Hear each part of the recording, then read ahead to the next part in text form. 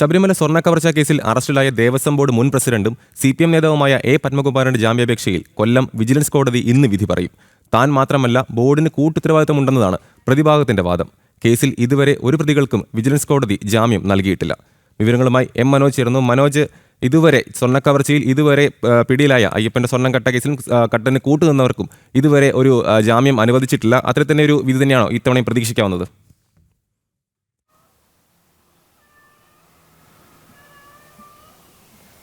തീർച്ചയായും A. പത്മകുമാറിൻ്റെ കാര്യത്തിലും അത് തന്നെ പ്രതീക്ഷിക്കാം. കാരണം കഴിഞ്ഞ തവണ ജാമ്യാപേക്ഷ സമർപ്പിച്ചിട്ടുള്ള മുരാരി ബാബു ആയാലും അതോടൊപ്പം KS ബൈജു, N. വാസു ഉൾപ്പെടെയുള്ളവർക്ക് വിജിലൻസ് കോടതി ജാമ്യം അനുവദിച്ചിരുന്നില്ല.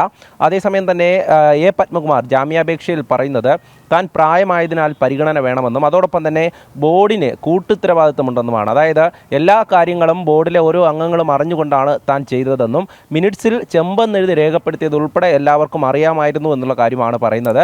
ഇതിൽ തന്നെ താൻ മാത്രം എങ്ങനെ പ്രതിയാകുമെന്നുള്ള ചോദ്യമാണ് ഈ ജാമ്യാപേക്ഷയിലൂടെ പത്മകുമാർ ചോദിക്കുന്നത്. അതിൽ പ്രതിഭാഗം ഇത്തരത്തിൽ വാദം ഉന്നയിക്കുമ്പോൾ പ്രോസിക്യൂഷൻ കൃത്യമായുള്ള പങ്ക് A. പത്മകുമാറിന് ഈ ഇരു കേസുകളിലും ഉണ്ട് എന്നുള്ള ഒരു വാദം ഉയർത്തുന്നുണ്ട്. അതിൽ തന്നെ SIT രണ്ടാമത്തെ കേസിലും, അതായത് ദ്വാരപാലക ശില്പങ്ങളുടെ കേസിലടക്കം A. പത്മകുമാറിൻ്റെ അറസ്റ്റ് രേഖപ്പെടുത്തി കസ്റ്റഡിയിൽ വാങ്ങി ചോദ്യം ചെയ്തിരുന്നു.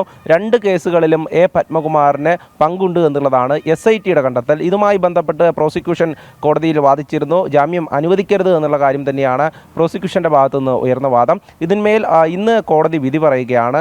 കാരണം കഴിഞ്ഞ ദിവസങ്ങളിലൊക്കെ വാദം പൂർത്തിയായ സാഹചര്യത്തിൽ ഇന്ന് വിധി പറയുമ്പോൾ ഈ ജാമ്യം അനുവദിക്കില്ല എന്നുള്ള കാര്യം തന്നെ നമുക്ക് പ്രതീക്ഷിക്കാം.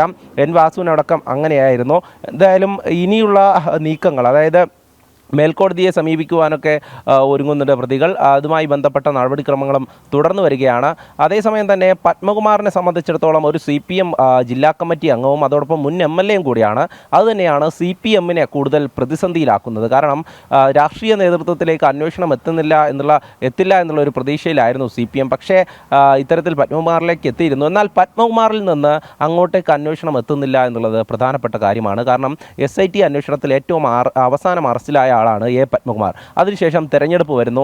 തെരഞ്ഞെടുപ്പുമായി ബന്ധപ്പെട്ട് നിൽക്കുമ്പോൾ ഈ രാഷ്ട്രീയ നേതൃത്വത്തിലേക്ക് അന്വേഷണം പോയി കഴിഞ്ഞാൽ അത് തെരഞ്ഞെടുപ്പിനെ പ്രതികൂലമായി ബാധിക്കുമെന്ന് CPMന് ബോധ്യമുണ്ടായിരുന്നു. അതുകൊണ്ട് തന്നെ കൂടുതൽ അന്വേഷണത്തിലേക്ക് അല്ലെങ്കിൽ കൂടുതൽ ഉന്നതരിലേക്ക് അന്വേഷണം എത്തിയില്ല എന്നുള്ളതാണ്. പത്മകുമാറിൻ്റെ അടക്കം മൊഴികൾ പ്രധാനപ്പെട്ടതാണ്. അതിൽ കൃത്യമായും ആദ്യഘട്ടം മുതൽ പത്മകുമാർ പറഞ്ഞിരുന്നത് ഒരു ദൈവതുല്യനായ ആളുണ്ട് എന്നുള്ള കാര്യം. ആ ദൈവതുല്യൻ ആരാണെന്ന് നമുക്ക് പരിശോധിച്ചാൽ മനസ്സിലാകും.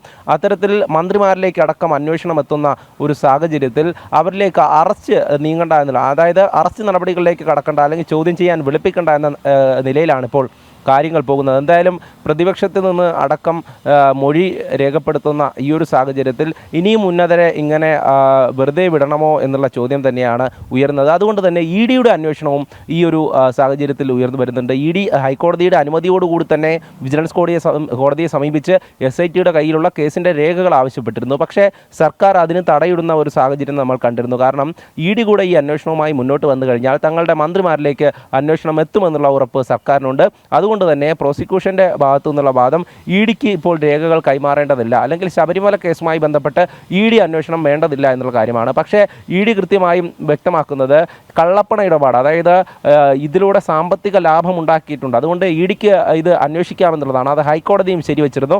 എന്തായാലും നിലവിലെ സാഹചര്യത്തിൽ അന്വേഷണത്തിന് എങ്ങനെ തടയിടാമെന്നാണ് സർക്കാരിൻ്റെ ഭാഗത്തു നിന്ന് നോക്കുന്നത്. അതേസമയം തന്നെ അറസ്റ്റിലായവരുടെ ജാമ്യാപേക്ഷ കൂടെ കോടതി പരിഗണിക്കുമ്പോൾ ആർക്കും ജാമ്യം നൽകില്ല എന്നുള്ള നിലയിൽ തന്നെയാണ് ഇപ്പോൾ കോടതിയുടെ ഭാഗത്തു നിന്നും നമുക്ക് മനസ്സിലാക്കാൻ സാധിക്കുന്നത്.